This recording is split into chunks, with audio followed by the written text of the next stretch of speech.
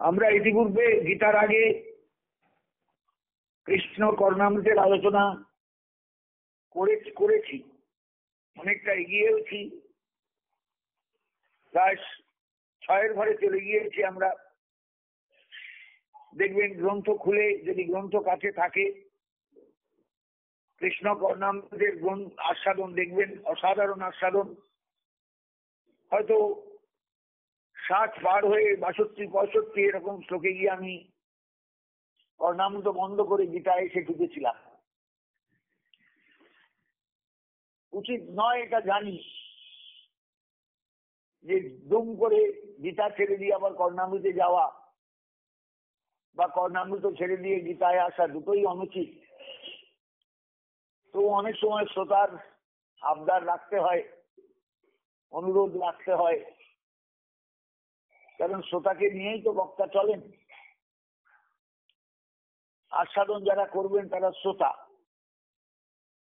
আমি বক্তা, শুধু বলে দিয়ে শেষ করে গেলাম। কিন্তু যিনি আস্বাদন কর্তা, তার একটা গুরুত্ব সাংঘাতিক। যাই হোক, কৃষ্ণ কর্ণামৃতের যে জায়গায় আমরা ছিলাম একটু মনে করে নেবেন, সবাই মনে করবার চেষ্টা করবেন। ভাবের জগতে বিল্বমঙ্গল এবারে হাবুডুবু খাচ্ছেন বলা যেতে পারে, আমাদের বাংলা ভাষায় বলতে গেলে হাবুডুবু খাচ্ছেন। আর সেই ভাবজগৎ যে কেমন ভাবজগৎ, সেটা আপনি আপনাদের কাছে ভাষা দিয়ে সবসময় প্রকাশ করতে পারবো না। আমার কথাবার্তা এসে যাবে এই জগতের কথা, কারণ দীর্ঘদিন এই জগৎ থেকে আমি সরে এসেছি, গীতায় এসে গেছি। গীতা একটা দর্শনের জগৎ।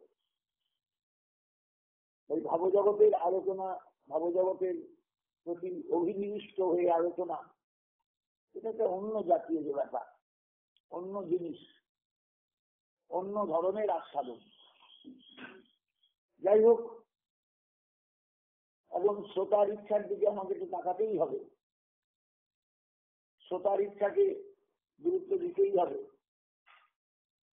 তাই ভাবজগৎ, বিল্বমঙ্গলের যে কর্ণামৃতের জগৎ, তাকে আমি ভাবজগৎই বলবো। সেই ভাবজগতে যেখানে ছিলাম সেই জায়গাটায় চলে যাচ্ছি 61 নম্বর শ্লোকে। ত্রিপুরং বহলং বিরলং ভ্রমরং মৃদুলং বচনং বিপুলং নয়নং অধরং মধুরং বদনং মধুরং চকলং চরিতং চ পদানুবিভ। বিল্বমঙ্গল সখী ভাবে ডুবে গিয়েছেন, সখী ভাবনায় একদম ডুবে গিয়েছেন, একদম ডুবে গিয়েছেন। এইবার সখী ভাবনায় ডুব দিয়ে বিল্বমঙ্গল গোবিন্দকে দেখছেন, ভাবছেন এবং আস্বাদন করছেন তাকে। ত্রিপুরং বহলং বিরলং ভ্রমরং মৃদুলং বচনং বিপুলং নয়নং। একেবারে ব্যাকুল বিল্বমঙ্গল তার আগের শ্লোকে বলেছেন, 7 নম্বর শ্লোকে আপনার গ্রন্থ উল্টিয়ে দেখবেন, অগ্রে সমগ্র কামপি চেয়ে লক্ষ্মী অন্যাসু দীক্ষাপি বিলোচনমে বসাচ্ছি হা হন্ত পথ দূরম অহো কিমে তৎ আশা কিশোরম অয়নন্দ জগৎ স্বয়নে। গোবিন্দকে পাচ্ছেন না, বিল্বমঙ্গল যেন মথুরায় চলে গিয়েছেন। গোবিন্দের অন্বেষণ করতে করতে একটা বিরহের অবস্থা। তার আগেই যে শ্লোকে 59 নম্বর শ্লোক, সেখানেও আমরা দেখতে পাচ্ছি, এতম নাম বিভূষণং বহুমতম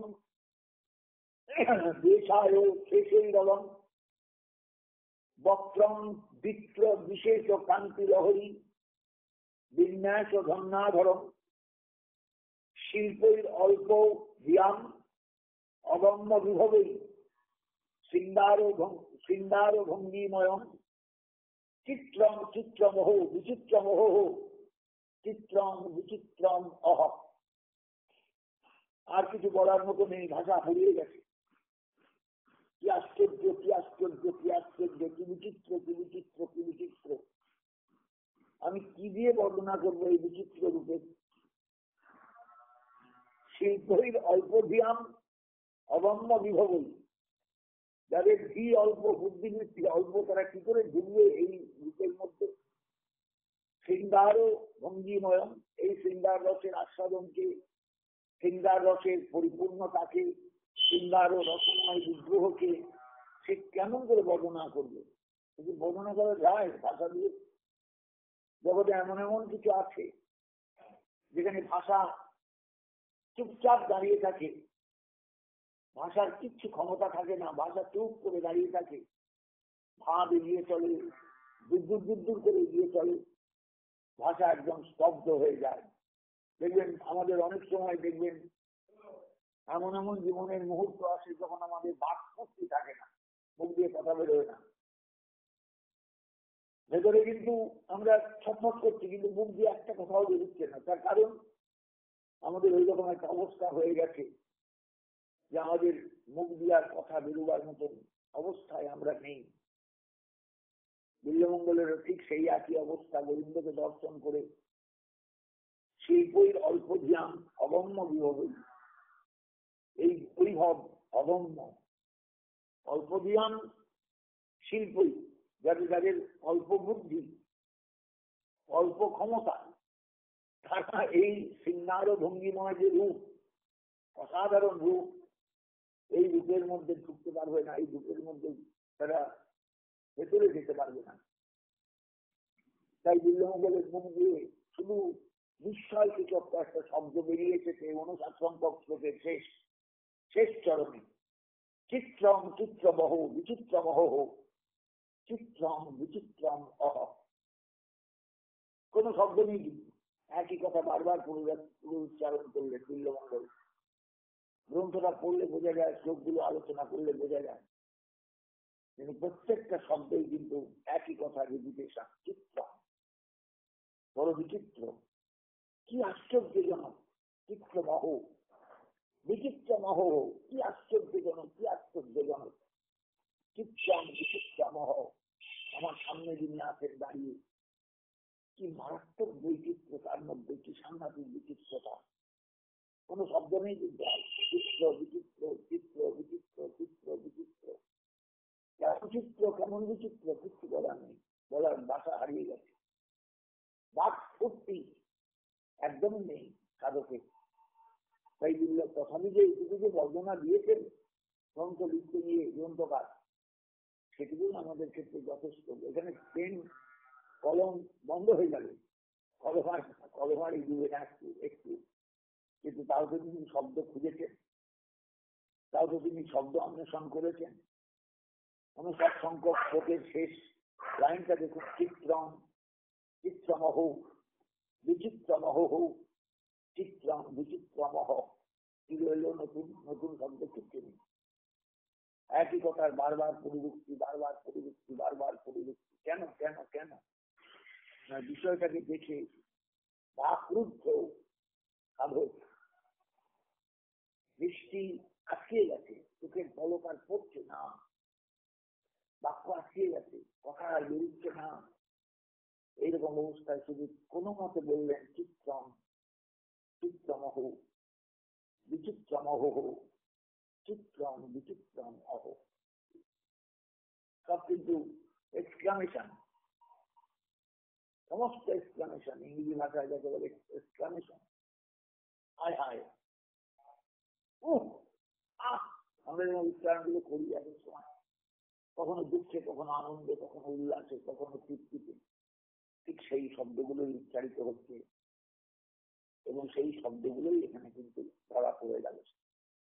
গ্রন্থ যে লিখেছেন কৃষ্ণবর্ণামৃত গ্রন্থ, আমরা পাঠ করতে গেলে যদি একটু বোধ থাকে ভেতরে, যিনি পড়বেন তিনি কিন্তু স্তব্ধ হয়ে যাবেন, কি করে এই শব্দগুলোকে ব্যবহার করলেন গ্রন্থকার, এই ভাবকে হঠাৎ এগিয়ে এইতন নাম ও বিভূষণম বহুমতম বিষায় শেষৈরবম বক্রম বিপ্র বিশেষ কান্তি লহরী বিন্যাস ধন্যাধরম শিল্পই অল্প জ্ঞান অগম্য বিভবই সিংহার ভঙ্গি মরম সিংহার রসের ভঙ্গি সিংহার রসের অসাধারণ প্রকাশ আচরণে চোখের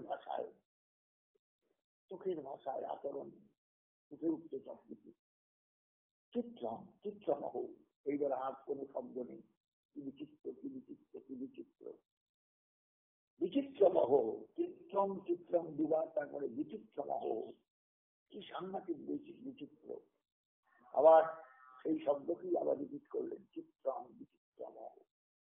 এই বৈচিত্র্যের আমি ব্যাখ্যা দেবো কোথেকে, এই বৈচিত্র্যের আমি ব্যাখ্যা দেবো কোথেকে, এই বৈচিত্র্যের আমি ব্যাখ্যা দেবো কোথেকে। কোনো ভাষা নেই না, কোনো ভাষা নেই, কোনো ভাষা নেই, কোনো ভাষা নেই, কোনো ভাষা নেই, কোনো ভাষা নেই। বিষয়টা বুঝবার চেষ্টা করবেন। এটা জগতের শৃঙ্গার নয়, এটা অপ্রাকৃত শৃঙ্গার। অপ্রাকৃত ধাম বৃন্দাবনে অপ্রাকৃত শৃঙ্গার রসরাজ বিগ্রহ, শৃঙ্গার রসময় বিগ্রহ, তিনি বিল্লমঙ্গলের অসাধারণ নামে প্রতিভাত হয়েছেন। আর সাধক বিল্লমঙ্গল সেই প্রতিভাত তত্ত্বকে, প্রতিভাত সেই বস্তুকে তিনি আস্বাদন করছেন, অনুভব করছেন। ভাগ্যিস করেছিলেন, ভাগ্যিস দু কলম লিখেছিলেন, তাই তো আমরা পাচ্ছি তার কি পাই। নাহলে কোনো সাধকের ক্ষমতা আছে এইরকম ভাবজগতের চরম মুহূর্তে রহিত ভক্তিকে ফুটিয়ে তোলা? বহু সাধক ভাবজগতে ওই রহিত ভক্তির অধিকারী হয়ে থাকেন, কিন্তু আস্বাদনের চরম মুহূর্তে যে আস্বাদনের অনুভব, তাকে ফুটিয়ে তোলা, আর একটা ভাষায় ফুটিয়ে তোলা, আরেকভাবে ফুটিয়ে তোলা, এটা সম্ভব হয়। এটা তো তাহলে তো তার মানে যাকে বলা যায় আউট হয়ে যায়। আমি আউট হয়ে গিয়েছি একদম। আমি যেমন থেকে কিছু মধ্য জাতীয় বস্তু করলে যেমন আউট হয়ে যায়, আর তার কিছু করার থাকে না, তেমনি কৃষ্ণ প্রেমরসে যখন সমস্ত কাজটাই একদম আয়ত্তের বাইরে চলে গেছে, বিকাশে, তখন কি করে তিনি প্রকাশ করবে? আর সেটাকে এবার ধরে ধরবেন কেন? ওর তো নিজের কোনো সত্তা নেই, সত্তা তো কাজ করছে, সত্তাটা তো হারিয়ে গেছে, সত্তাটাকে ডুবে গেছে, সত্তাটা তো তার নিয়ন্ত্রণের বাইরে। তাহলে তিনি কি করে বলবেন? এইটাই ভগবত কৃপা, এইটাই ভগবত কৃপা, এইটাই ভগবত কৃপা। বিল্লমঙ্গল সেই কৃপাটুকু সম্বল করেই জগতের জীবের জন্য ওই সাংঘাতিক অবস্থার মধ্যে, যেখানে শরীরে কিচ্ছু কাজ করে না, কোনো ইন্দ্রিয় কাজ করে না, সেখানেও তিনি কলম ধরেছেন এবং কলম ধরে সেই ভাবের মুহূর্তগুলোকে প্রকাশ করবার চেষ্টা করেছেন। বাগদেবী সরস্বতী সেই মুহূর্তে তার কাছে এসেছেন, তার কলমের একদম আগায় তিনি প্রকাশিত হয়েছেন, তিনি ধরা দিয়েছেন। এবং আমরা ধরা দিয়েছেন বলি, সরস্বতী ধরা দিয়েছেন বলি, বাণী ধরা দিয়েছেন বলি, আমরা সেই ভাবের বাণী রূপকে আমরা শতাব্দীর পর শতাব্দীর ব্যবধান যে পার হয়ে গেছে, তবে বিল্লমঙ্গল এসেছে জগতে। আর যে এতকাল পরে যখন আমরা বিল্লমঙ্গলের আস্বাদন পাচ্ছি, বিল্লমঙ্গলের গ্রন্থের অনুভব পাচ্ছি, তখন আমাদের বুঝতে হবে যে আমাদের কপাল সত্যিই ভালো, সত্যিই ভালো কপাল। নইলে এত ব্যবধানে, সময়ের ব্যবধানে আমরা এই অসাধারণ অনুভূতিটা কি করে লাভ করলাম, কি করে পেলাম, কি করে পাচ্ছি, কি করে পেয়েছি, এই আমাদের একটু ভাবা দরকার। কারণ আমি তো পাঠ করতে করতে আমি ছেড়ে দিয়েছিলাম, দিয়ে দেখবে যে না, গীতাটা শেষ হবে না। কর্ণামৃতের আস্বাদন এমনই একটা আস্বাদন, এমনই একটা অনুভব, এমনই একটা উপলব্ধি, এমনই একটা জগতে বিচরণ, যে জগতে বিচরণ করলে আর এই জগতে আসা যায় না চট করে, খুব কষ্ট হয়, খুব কষ্ট হয়। ব্যাপারটা বুঝতে পারছেন? হয়তো আপনারা কেউ কেউ গীতা ছেড়ে দিয়ে কর্ণামৃত শুনবার জন্য ব্যস্ত হয়ে গিয়েছিলেন, আমি কেন ছেড়েছি সেটার ব্যাখ্যা একটু আমার দেওয়া দরকার। ইচ্ছা করেই ছেড়েছি যে কর্ণামৃত ব্যাখ্যা দিতে গিয়ে কোথায় আটকে যাব, হয়তো আর কর্ণামৃত পাঠও শেষ হবে না, আমিও আর গীতাও দিতে পারবো না, সবই আটকে যাবে। সেই জন্য আমি কর্ণামৃত ছেড়ে গীতায় ঢুকেছিলাম। তো যাই হোক, যা তার ইচ্ছা, আমার কিছু এখানে নেই বলার, আমার কিছু এখানে মন্তব্যেরও নেই। তিনি ইচ্ছা করেছেন, তিনি আবার কর্ণামৃতে ফিরে আসতে বলছেন আমার সাথে, ঠিক আছে, এরকম ফিরে কি আছে, আমি তাতে কেন দোষ আছে বলে আমার মনে করি না। কারণ শ্রোতার ইচ্ছাটাই সবকিছু আমার কাছে। শ্রোতা যদি চান তাকে নিশ্চয়ই আমাকে শুনতে দিতে হবে, শোনাতে হবে। সেই হিসাবেই আবার আমি সেই কর্ণামৃতের আলোচনায় এলাম। চিত্রম চিত্রমহ বিচিত্রমহ, চিত্রম বিচিত্রমহ। সামনে যাকে দেখছেন, যে গোবিন্দকে দেখছেন, একটা শব্দই বিল্বমঙ্গলের মাথায় আসছে, চিত্রম। আশ্চর্যজনক। বিচিত্র, চিত্রমহ, আবার যাবো দ্বিতীয়বার, আর চিত্রমহ, যে সাংঘাতিক বিচিত্র, কি সাংঘাতিক বৈচিত্র। তারপরে আবার সেই বিচিত্র, তখন এবার একটা একটা উপসর্গ এসে গেল চিত্রের আগে, বিচিত্রমহ। হায় হায়, কি সাংঘাতিক বৈচিত্র, কি সাংঘাতিক বৈচিত্র, কি সাংঘাতিক বৈচিত্র। চিত্রম বিচিত্রমহ। অন্যরা হয়তো ভাববেন এই দূর দূর দূর একই কথার বারবারই দিতে চান, কিন্তু যিনি অনুভব করছেন তার ভেতরটা যদি কেউ পড়তে পারেন, ভেতরটা যদি কেউ অনুভব করতে পারেন, তাহলে কিন্তু শব্দগুলোকে তিনি বলবেন না না না, ঠিকই হয়েছে, ঠিকই হয়েছে। মানুষ যখন আস্বাদন করে, মানুষ যখন অনুভব করে, ওর অনুভবের বিভিন্ন স্তর আছে, বিভিন্ন উপলব্ধির স্তর আছে। সেখানে চিত্র বিচিত্র, আরো বিচিত্র, কি চমৎকার, কি চমৎকার, কি চমৎকার আমরা বলি মানুষ, শুধু চমৎকার বলেও ক্ষান্ত হই না, কি চমৎকার। আবার সেখানেও ক্ষান্ত হই না, কি চমৎকার, কি চমৎকার, কি চমৎকার বলে এতবার কি কি কি বলি না। এক্সক্লামেশন বা বিস্ময় প্রকাশ বহু রকম হতে পারে। এই চিত্রম বিচিত্র, চিত্রম চিত্রমহ বিচিত্রমহ, চিত্রম বিচিত্রমহ। আপনারা যার যেমন খুশি এই জায়গাটাকে ভাবতে পারেন, ভেবে নিতে পারেন, ভাবার কোনো এখানে বারণ কিছু নেই, নিষেধ কিছু নেই। তবে হ্যাঁ, সেটা যেন স্বাধীনতার মধ্যে থাকে, সেটা যেন যাকে বলা যায় গ্রন্থের পরিকাঠামোর মধ্যে থাকে, সেটা যেন লীলার স্তরের মধ্যে থাকে, সেটা যেন রাধা গোবিন্দের কৃপার জগৎটাকে শুধু খুঁজে বেড়ায়। এটা কৃপার জগৎ, এখানে আমার আপনার কিচ্ছু নেই করার, সাধক কিচ্ছু নয় এখানে। তিনি একেবারে যুগলের হাতের ত্রিলনক খেলার পুতুল। সাধক এখানে ডুবে গিয়েছেন, সাধক এখানে একদম হারিয়ে গিয়েছেন। শুধু কথাগুলো যে বেরোচ্ছে সেগুলোই শুধু জীবের জন্য অনুগ্রহ, ঈশ্বরের অনুগ্রহ, অনুগ্রহের দান। এই কথাগুলো থাকলে ভবিষ্যতের মানুষ বুঝতে পারবে যে ব্রজলীলা কাকে বলে, ব্রজলীলা কি বস্তু, ব্রজলীলার আস্বাদন কেমন করে যেতে হয়, ব্রজলীলার আস্বাদন কেমন করে দিতে হয়, ব্রজলীলার আস্বাদন কেমন করে বিতরণ করতে হয়, এগুলো লোকে বুঝতে পারবে। আমরাও সৌভাগ্যবান, তাই বিল্বমঙ্গলের মতন একজন সাধককে পেয়েছিলাম, দূর অতীতের সাধককে। আমরা সৌভাগ্যবান যে মহাপ্রভু এই বিল্বমঙ্গলের গ্রন্থের আস্বাদন গম্ভীরায় করতেন।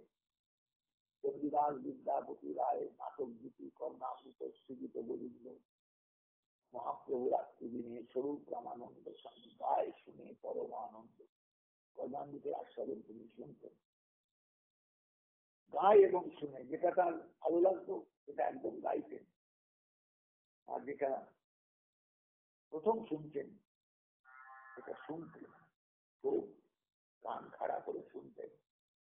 বন্ধুরা সেই অন্ধকার দিকগুলো, বাড়ির আলো নেই, বাতাস নেই, স্তব্ধতা চারদিকে, সেই স্তব্ধতার মধ্যে গম্ভীরার ভেতরে যে তিনজন ছিলেন, মহাপ্রভু চোখের জল ফেলছেন, সবাই চোখের জল ফেলছেন, মহাপ্রভুর সঙ্গে সবাই যারা আছেন তারা চোখের জল ফেলছে, গৌরহরি আস্বাদন করছেন।